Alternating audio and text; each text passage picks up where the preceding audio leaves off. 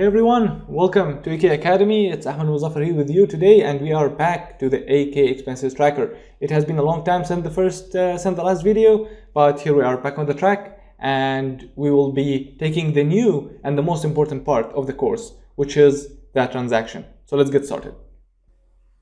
So the point we want to start with is the transaction.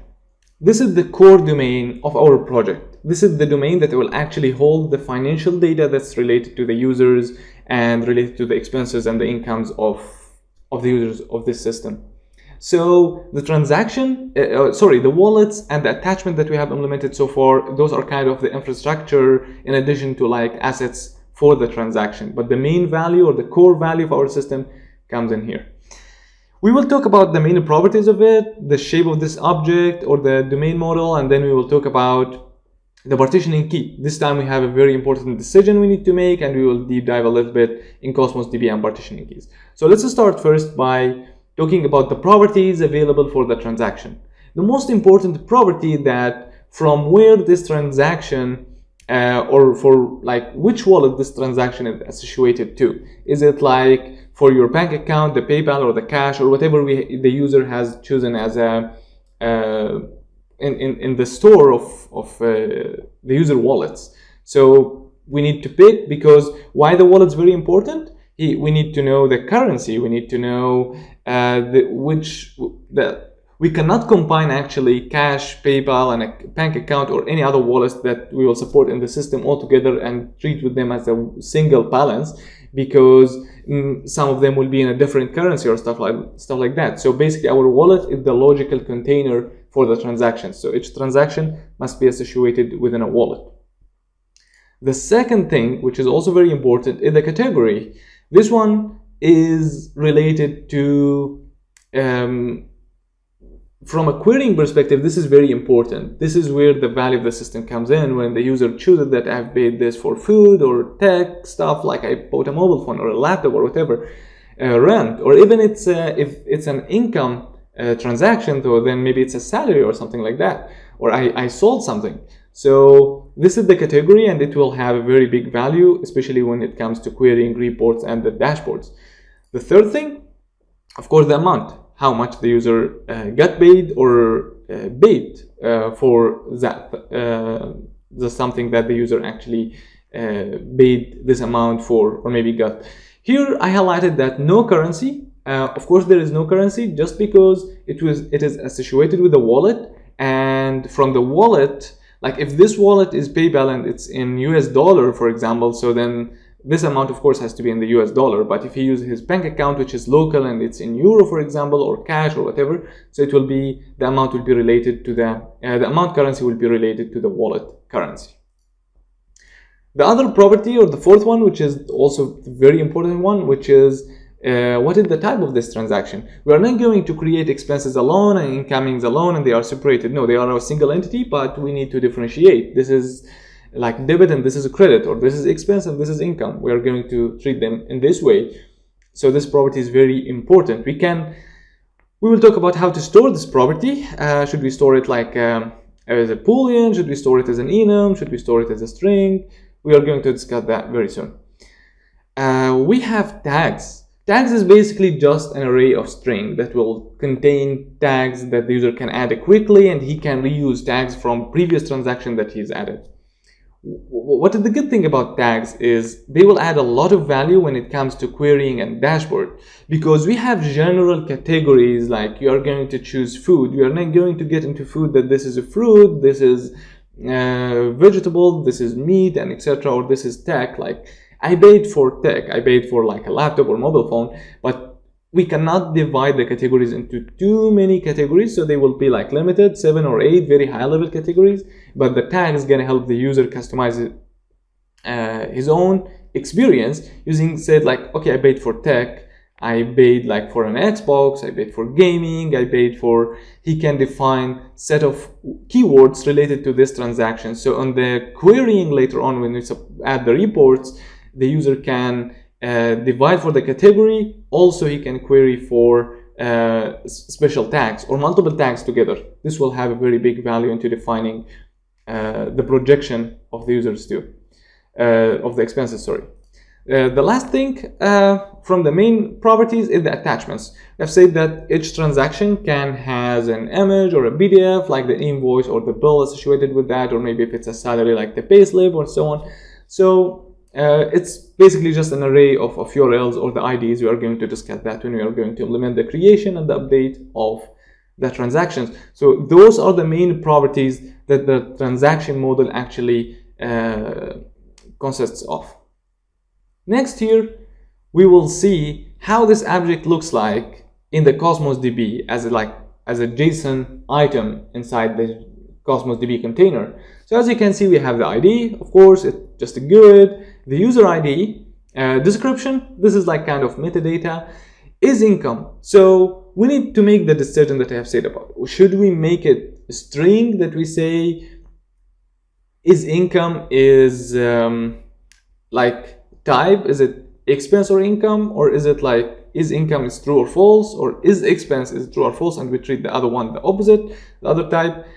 This is the best from my own point of view, just because of for querying this is better. We don't query string, we don't make equals for string. It's just like usually most of the stuff is going to be transactions or expenses or incomes, whatever. So we will pick income. So for example, salary comes once a month, so one transaction will be income and the other will be expenses. So by marking this as false, then this is expense.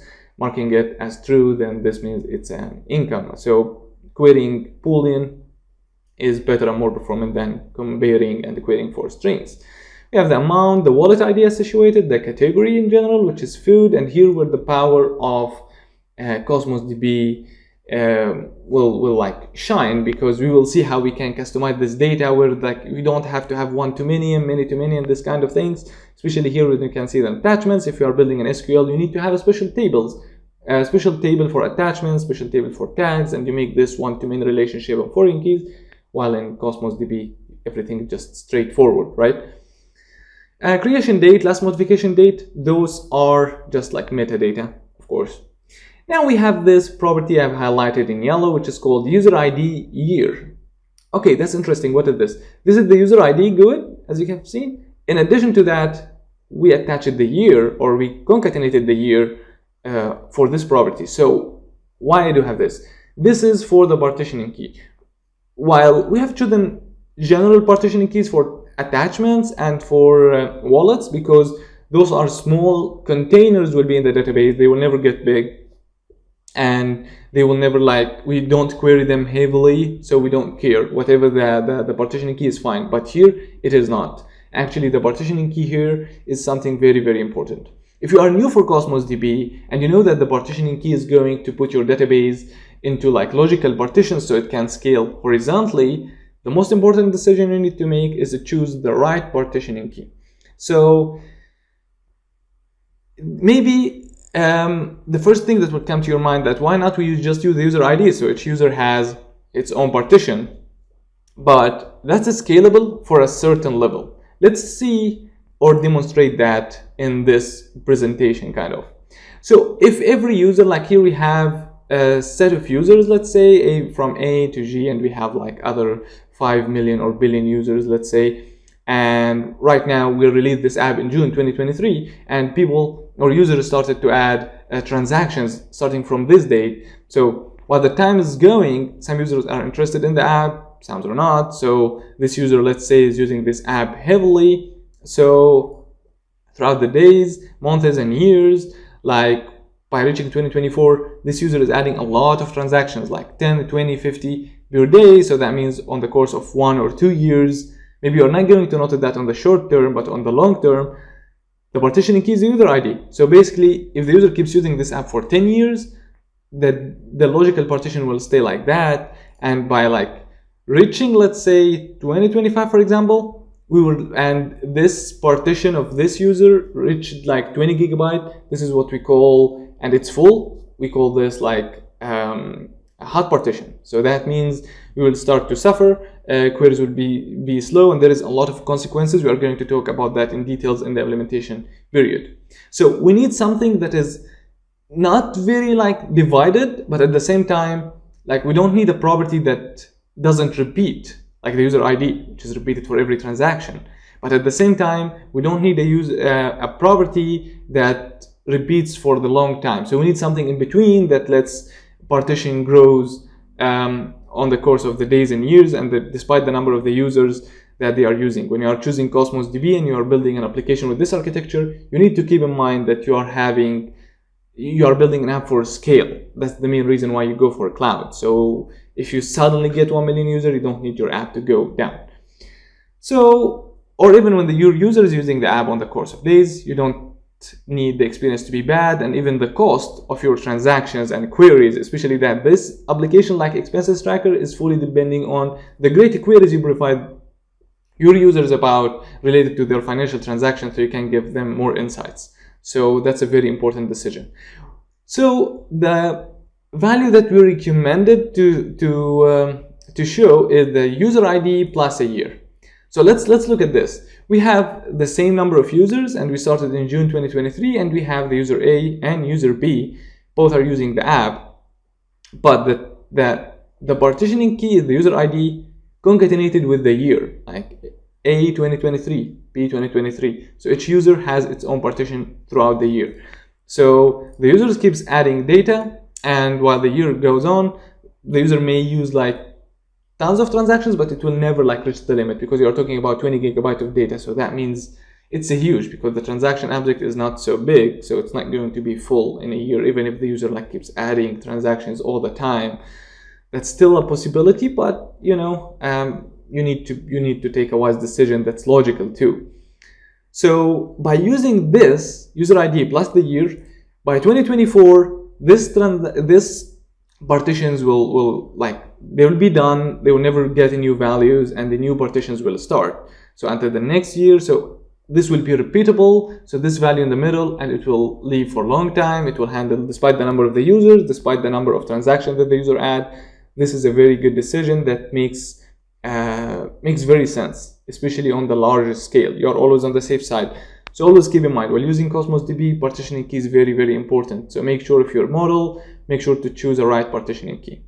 There is a point to mention in the partitioning key for the Cosmos DB. Actually, recently, Cosmos DB released what's called hierarchical partition keys in Azure Cosmos DB. This feature is so great, and it's very useful for our use case, but this feature is still in preview. And as you can see, the documentation is very, very fresh. Just a couple days ago, from like, I think with the release of build. The partitioning key in this case, you can use multiple, like partition by this key, then partition by this key. Let's say an example. What they do in here. So for example, here they are using tenant ID as a partitioning key, but you can add hierarchical partitioning keys. You can add more. Okay, first partition by tenant, then by user, then by session ID. So we can do the same, partition by user, then partition by the year of the transaction, which is great. But because of it's still in preview, it's not yet supported in the emulator, and right now our development is heavy on the emulator. So we can just create a new property, and this property actually we build it the way we want. So we have the user ID, we have the year, and that will work just fine for us.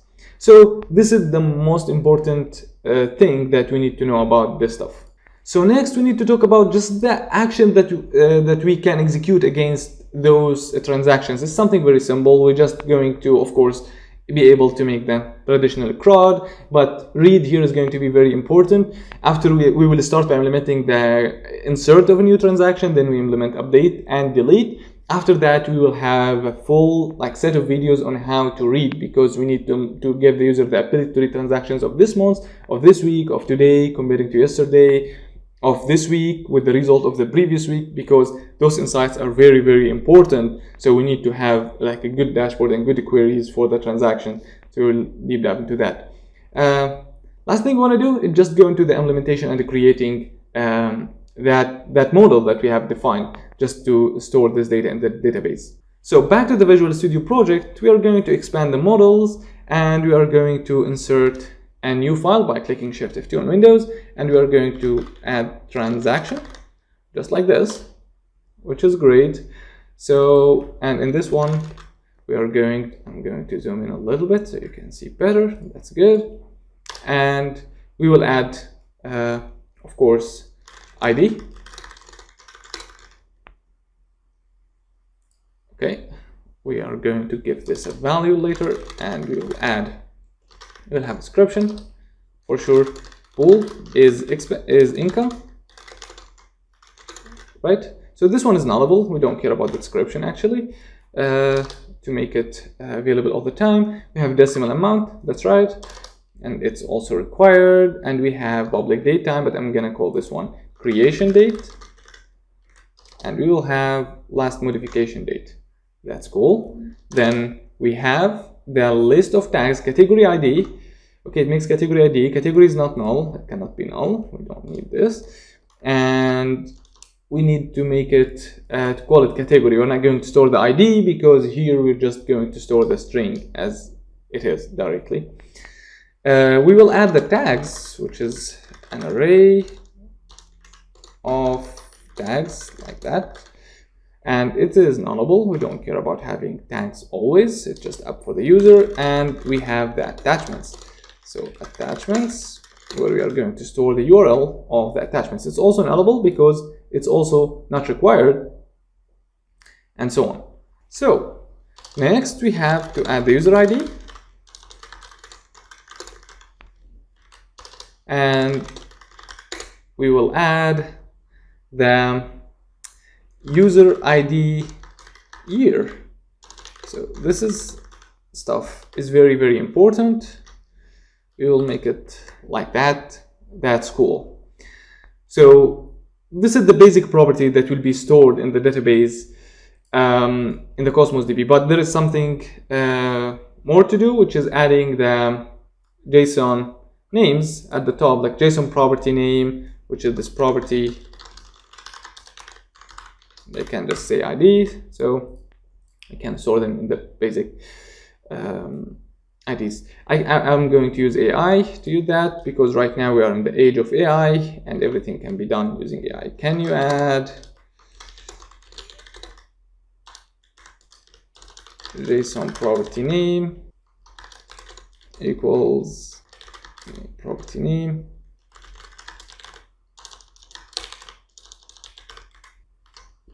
to all those properties? I'll hit enter. Let's see if Copilot gonna help us with this. Of course, it did that just perfect. So I'll hit insert and I hit tab and I have them all. That's great. So AI should just work for us. So what we will be doing here right now, we need to handle this stuff, and we are going to follow somewhat the modern hype of like domain-driven development. Everyone is talking about that. So here we are going to have some actions. We're going to handle those nullability in a better way using the constructor and stuff like that.